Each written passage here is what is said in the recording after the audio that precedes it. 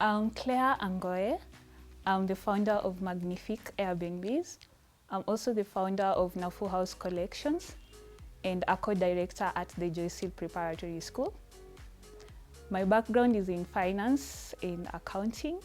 I studied at the University of Nairobi. On full-time employment, I am a senior financial analyst in a fintech startup. I'm passionate about all things startups, business, entrepreneurship, and finance. The keywords that describe me is entrepreneurial, ambitious, passionate, and a strategic thinker. I actually started doing business in campus. That's where I first interacted with business. I was importing jewelry for my campus mates. That's where I started business. And also I come from a very entrepreneurial family. My parents are entrepreneurs by nature, so I picked that from them.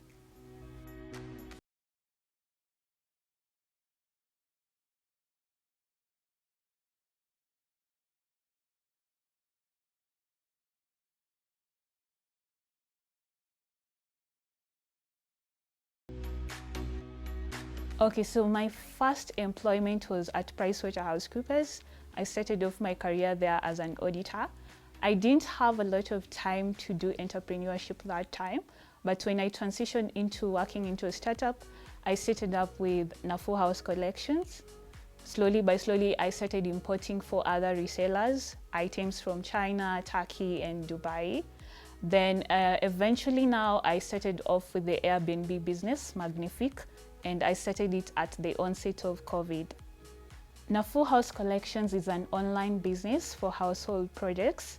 Normally I work with the wholesale model. I import for resellers from different countries. So when the consignment arrives, I have a ready market. I distribute to the resellers and I keep some for retail. I purely do this online, but I have a pickup shelf in town. So how I work with it is I have someone who helps me in processing of the orders. There's someone who also helps me in marketing, and there's someone who helps me in delivery of the products once they arrive. I will say Nafu House Collections gave birth to Magnific because there are very key lessons, entrepreneurship lessons that I learned from Nafu House Collections that I utilize in Magnific. Yeah? And also some part of the savings that I got from Nafu House Collections, I employed them as part of the starting capital for Magnific.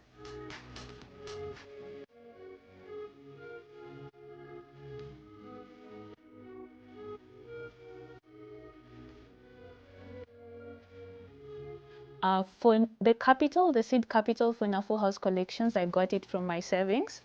This being an online business, it isn't a capital intensive business. So I just picked a few things that I wanted to focus on, and I got the capital from my savings and started doing my first shipment orders.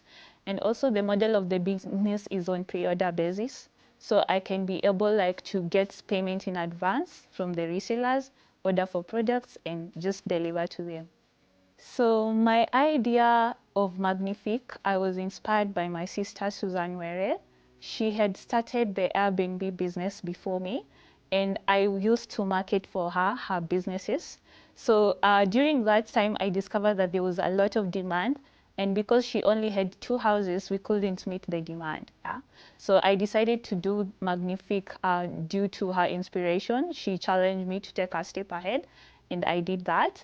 And then I also did my own benchmark market analysis, and I wanted to focus on a niche market. So the idea of delivering quality services inspired me to do the same.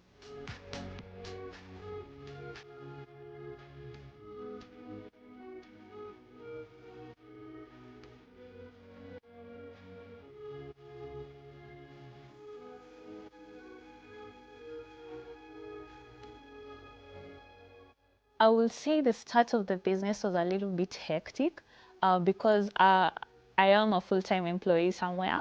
So getting the processes in advance before I could settle on which routine works best for checking in clients, checking out clients, it was a little bit hectic. But I sat down and I focused on having a reliable person to do the check-ins and the checkouts where I don't have to do that by myself. I also put in place house rules, what the guests sign against when they come into the house, And this was to avoid incidences such as damages and people getting away with just damaging items. Yeah, and also I had like to really realign my calendar for the guests so that I avoid double booking.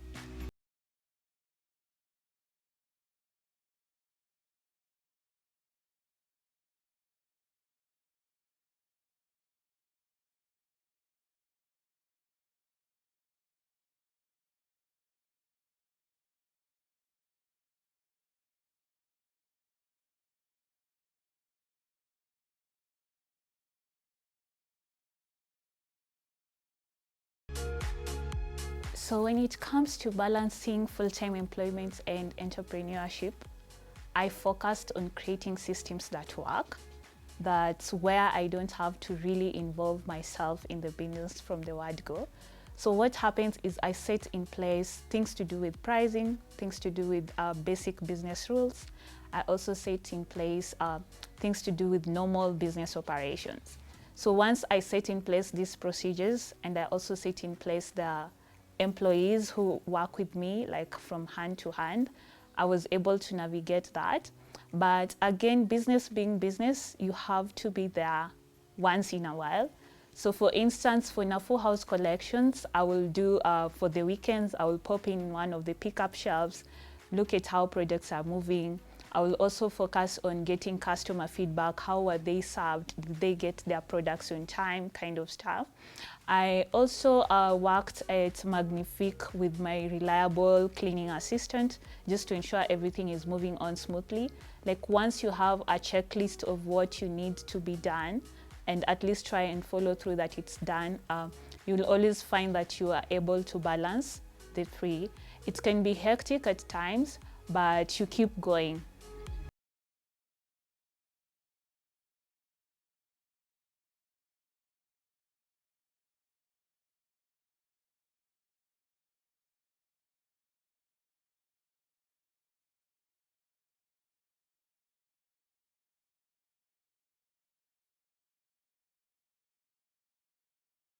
Magnific setting up the first unit was very hectic, and actually this is one of the first units. So I would say the most hectic bit was sourcing for items. Sourcing for items like the kind of furniture you need in an Airbnb is not just like random furniture. You have to really go for something exquisite. The second step was trying to convince the landlord that you want to set up an Airbnb, because not all residential areas allow for Airbnb. So you really have to be straightforward from the word go with the landlord. Tell them, yes, I'll be taking your house, but this is what I will be doing. Yeah, so that was one of the hectic challenges when it comes to setting up, and obviously the finances. You really have to dig deep into your pockets, and if you're furnishing bit by bit, and one of the mistakes that I will say, and one of the lessons that I learned from my first setup of Magnific is, if you have to furnish the house, do it in advance. Yeah, because it's also a challenge when you're doing it in bits. You either end up overspending or missing out on a key few items. Yeah.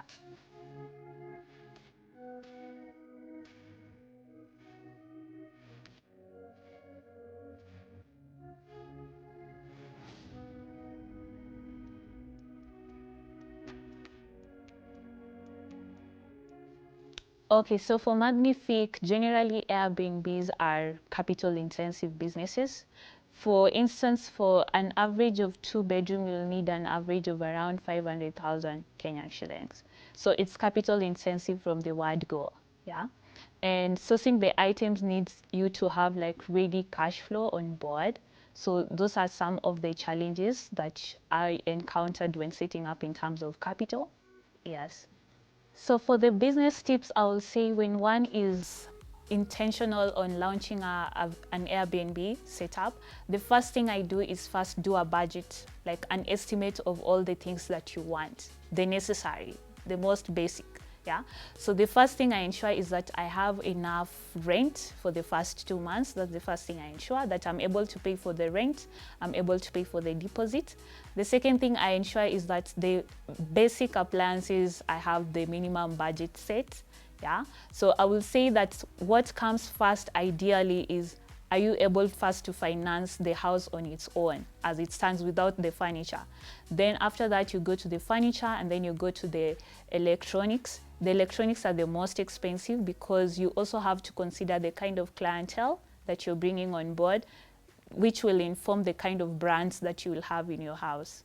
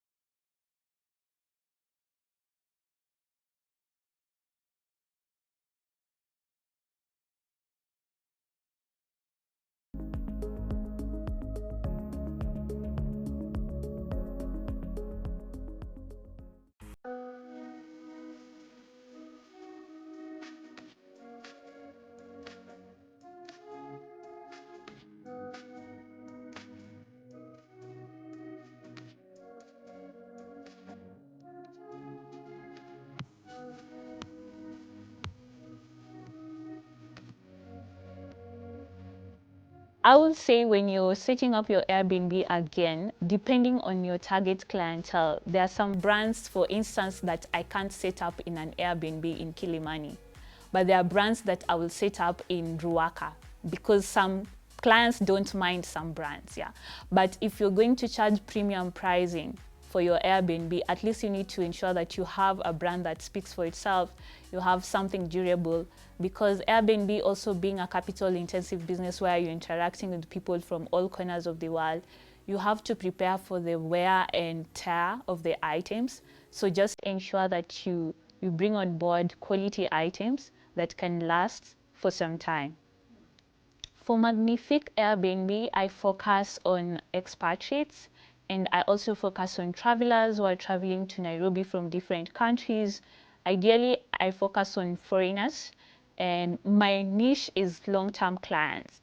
I do my Airbnb for long-term clients, for clients who stay over 1 month, over 1 week, just to ensure that they have a home away from home. That's my main focus in my niche.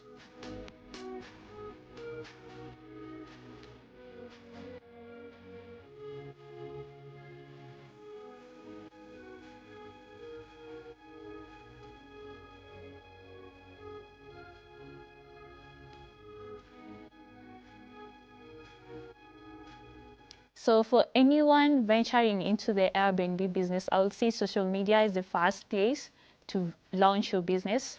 So what I do is I've curated for myself a brand on social media, and I also work with my past clients who give me referrals.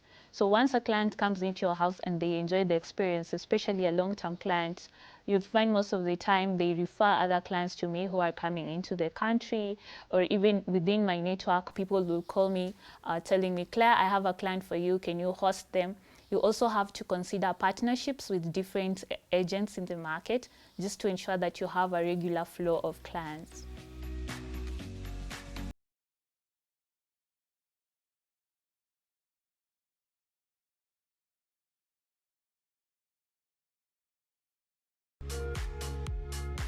For Magnific Airbnb, averagely prices range from 4,500 to 8,500 depending on how many bedrooms they are.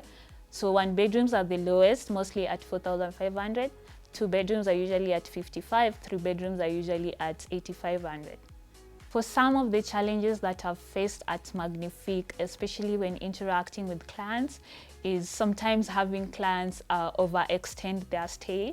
And this becomes a challenge, especially if they're booked on the Airbnb platform. Because now I have all these incoming clients, and there's a client who's already in the house but wants to extend their stay, and you have to try and convince them, okay, can we get you another house? Can we get you another place? So sometimes it's hard to deal with the demand, especially when the client specifically wants house. Secondly, I will say interacting maybe with clients who have not had pleasant experiences before. There are those who don't want to pay through the app, they just want to pay through offline, and they want to pay when they are already in the house. So to them, it becomes an inconvenience, especially when you already have someone else paying in advance before them, and you know you can't always meet the demand at the moment.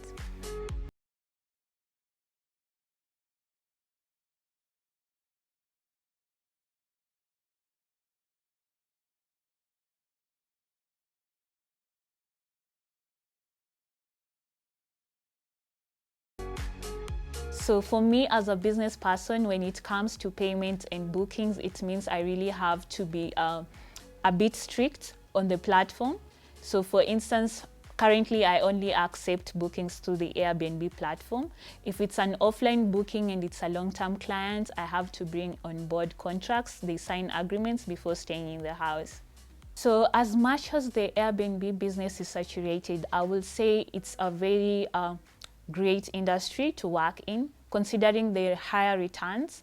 And I will say this is because when you focus on the niche market and when you know what your clients want, you can always get a regular stream of clients. So yes, the market is saturated, but ideally the specific niche Airbnbs are not up to standards and are not so many.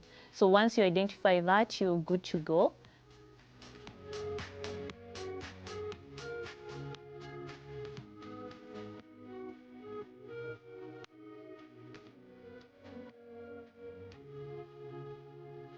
Okay, so for Magnific, we operate in 4 residential areas.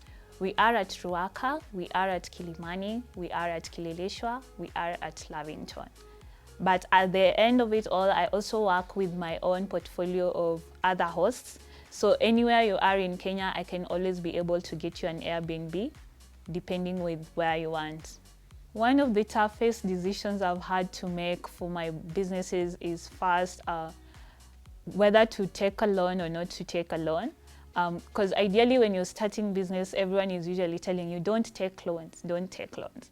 But at the same time, as a savvy entrepreneur, at some point you'll need to expand, and loans are important as well. So I think that's one of the toughest decisions I've had to make in my businesses. Sometimes I do self-financing, but sometimes I also have to go to the bank and get loans here and there.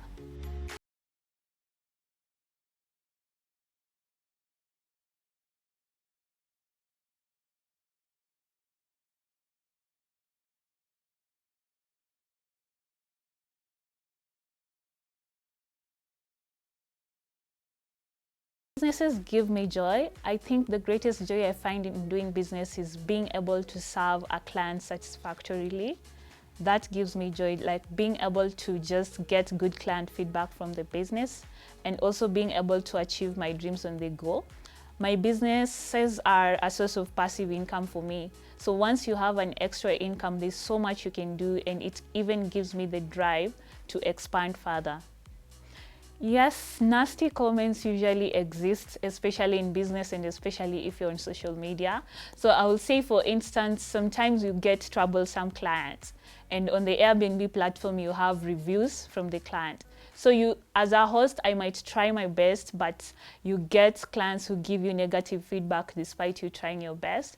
But I've learned not to be bothered by them, especially if it's something that was not within my control. So I just focus on trying to give the best experience to all my clients. And for the negative feedback, if it's something that I can work on, I work on it. If it's something that I can't really work on it, then it's done.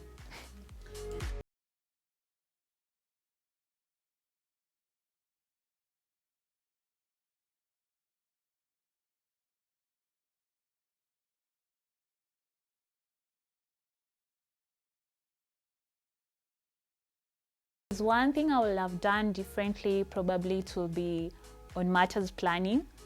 I realized that businesses require a lot of strategic planning. And if you're not careful, you might end up burning your fingers. So that's one thing I will advise anyone who wants to venture into business, that always plan and at least get a training. So for instance, for Magnific Airbnbs, I have an advisory wing where I'm doing online trainings for Airbnb people who want to venture into Airbnb. I'm also working with Kenyans in the diaspora, those who have vacant homes and they want to turn them into furnished homes. I help my clients do the same. So planning and getting the right knowledge is very important. Like getting the knowledge of your operation of business is very important to understand the market dynamics.